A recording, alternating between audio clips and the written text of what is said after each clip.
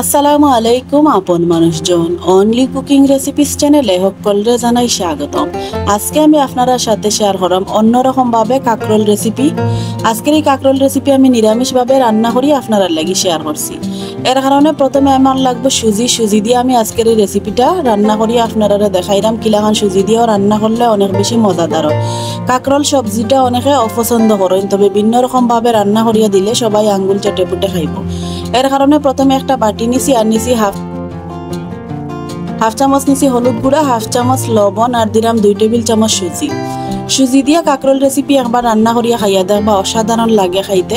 এখন সামান্য পরিমাণে পানি দিয়ে আমি মশলাগুলারে একটু মিশাইয়া নিলাম। মশলাগুলা মিশানি হয়ে গেলে এখন আমি খাটিয়া দইয়া পরিষ্কার করিয়া রাখা কাকরোলের উপরে দিলাইরাম। তারপরে মশলা আর কাকরোল সবকিছু খুব বালাটিকে মিশাইয়া নিব। আমি কাকরোল গুলারে ওলাখান লম্বা লম্বা করিয়া পাতলা পাতলা করে খাটিয়া নিছি, তবে এই রেসিপির লাগে ওলাখান করিয়া খাটিয়া নিলে খুব ভালো হয়, দেখতেও সুন্দর লাগে, খাইতেও ভালো লাগে। দেখুন সবগুলার মাঝে আমি মশলাগুলা খুব বালাটিকে মিশাইয়া নিছি। এখন আমি এগুলারে তেলের মাঝে ভাজিলিম। তেলের মাঝে ভাজার লাগি প্যানের মাঝে আমি 3 টেবিল চামচ সয়াবিন তেল দিছি। আমি তেলের মাঝে সম্পূর্ণ কাকরোল ভাজমু এবং রান্নাও করবো। এখন গরম তেলের মাঝে আমি অর্ধেকটা কাকরোল দিলাইরাম। প্রথমে আমি এগুলারে একটু ভাজিয়ে নিমু, আর অত বেশি লাল করে ভাজতাম না, একটু গোল্ডেন কালার পর্যন্ত কাকরোল গুলারে আমি ভাজিয়ে নিমু। অর্ধেকটা দেওয়ার পরে এখন আমি একটু নাড়াচাড়া করিয়া উল্টাইয়া পাল্টাইয়া সবগুলা কাকরোলের পিস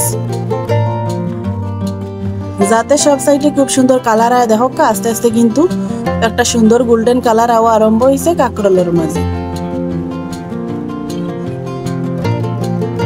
এই সবজিটা কিন্তু সকলে পছন্দ করে না, আবার ভিন্ন রকম করিয়া যদি রান্না করা হয় তাইলে সকলে কিন্তু অনেক বেশি পছন্দ করব। ভাত, রুটি, পরোটা অথবা খিচুড়ির সাথেও পরিবেশন করা যাইবা আজকের এই নিরামিষ কাকরোল রেসিপি। দেখুন আমার এগুলা ভাজা হয়ে গেছে। এখন আমি আলাদা একটা প্লেটের মাঝে তুলিয়া নিলাম। এরপরে ও তেলের মাঝে আমি বাকি কাকরোলের পিসগুলাও ভাজিয়ে নিমু।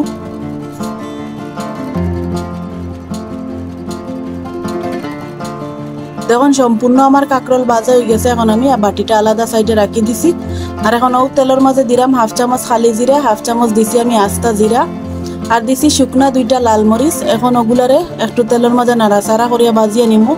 যখন সুগ্রান ছড়াইব তখন বুঝতে হইব মশলাটা ভাজা হয়ে গেছে। আর ইলাখান খালি জিরা আর লাল মরিচ আর জিরা যদি ভাজা হয় আগে তেলের মাঝে খুব সুন্দর একটা সুগ্রান ছড়ায়। কিছুটা ভাজা হয়ে গেলে এখন আমি কেন দিলাম 3টা রসুনের কোয়া কুচি আর 2টা পেঁয়াজ কুচি। আমি রসুন কুচি করিয়া দিছি, আপনারা চাইলে রসুন বাটাও দিতে পারেন। এখন সবগুলা নাড়াচাড়া করিয়া একটু লাল লাল করে ভাজিয়া নিমু, আর চুলার আঁচ মিডিয়ামে রাখিয়া ভাজতে হইব। দেখুন পেঁয়াজ, রসুন আর বাকি উপকরণগুলো মোটামুটি আমার ভাজা হয়ে গেছে। এখন আমি এখানে দিলাইরাম সামান্য পরিমাণে পানি, এতে মশলাগুলা যাতে না ফুড়ে এর কারণে।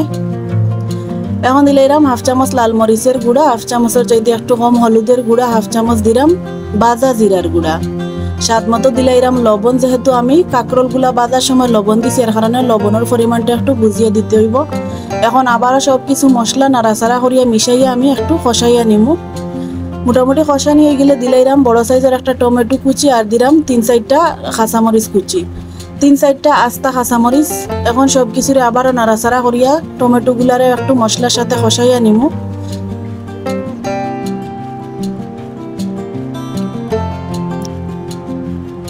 মিশানি হয়ে গেলে এখন একটা ঢাকনা দিয়ে ডাকিয়ে আমি 2 মিনিট জাল করিয়া নিমু মশলাগুলারে, যাতে খুব সুন্দর একটা গ্রান ছড়ায় আর মশলাগুলা বালাটিকে কষানি হয়।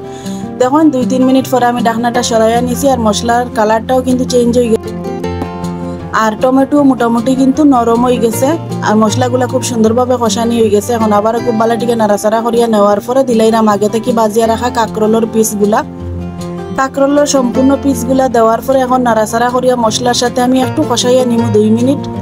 এই যে কাকরোল রেসিপিটা নিরামিষভাবে রান্না করা ওর কিন্তু খাওয়ার সময় একদম বোঝা যায় না, মনে হয় যেন নিরামিষ করে বোঝা যায় না, খুব ভালো লাগে খাইতে। এখন ঢাকনা দিয়ে ডাকিয়ে আমি 3 মিনিটের মতো মিডিয়াম টু লো আছে জাল করিয়া নিমু। 3 মিনিট হয়ে গেলে এখন ঢাকনাটা আমি সরাইয়া নিলাম। আর দেখুন মশলার সাথে কিন্তু কাকরোল গুলাও মোটামুটি আমার কষানি হয়ে গেছে, আর ওগুলাখান একটু নাড়াচাড়া করিয়া কষাইয়া নিতে হইব। আগে সুজি দিয়ে কাকরোল গুলা ভাজার কারণে মুচমুচে হয়, আবার কিন্তু যে সময় পুরাপুরি কাকরোলের রেসিপিটা রান্না করা হয়ে যায় তখন খুব সুন্দর একটা সুজির গ্রান করে বাজা বাজা, আর হইল গিয়া গ্রেভিটাও ঘন ঘন হয়, খুব ভালো লাগে খাইতে। এখন আমি কিছুটা পানি দিয়া সব কিছুরে মিশাইয়া একটা ঢাকনা দিয়া ডাকি আমি 4 মিনিটের মতো জাল করিয়া নিমু। দেখুন 4 মিনিট পরে পানিটাও শুকাইয়া আইছে আর একদম কাঁকরোলগুলা মাখা মাখা হয়ে গেছে। আর আগে যেহেতু ভাজা আছে এর কারণে খুব সুন্দরভাবে সিদ্ধ হয়ে গেছে। আর দেখিয়ে হয়তো বুঝতে পারা কত সুন্দর কালার আইছে কাঁকরোলের মাঝে। আমার নিরামিষ কাঁকরোল রেসিপিটা রান্না করা হয়ে গেছে। এখন আমি চুলা থেকে নামাইয়া গরম গরম পরিবেশন করি আপনারা লাগি শেয়ার করলাম। দেখুন একটা প্লেটের মাঝে আমি কাঁকরোলগুলারে নিয়ে নিলাম, আর দেখুন কতটা লোভনীয় লাগে দেখতে। রান্না করি আপনারা পরিবারের মানুষের খাওয়াইন, তাইলে কিন্তু সকলে আঙ্গুল চেটে বুটে খাইবা।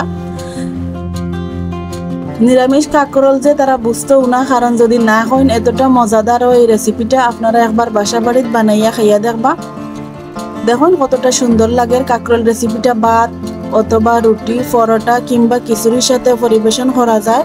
মজাদার নিরামিষ এই কাঁকরোল রেসিপিটা আপনার কাছে কিলাখান লাগছে কমেন্ট করে জানাইবা। আর বলবালা থাকবা। আল্লাহ হাফিজ।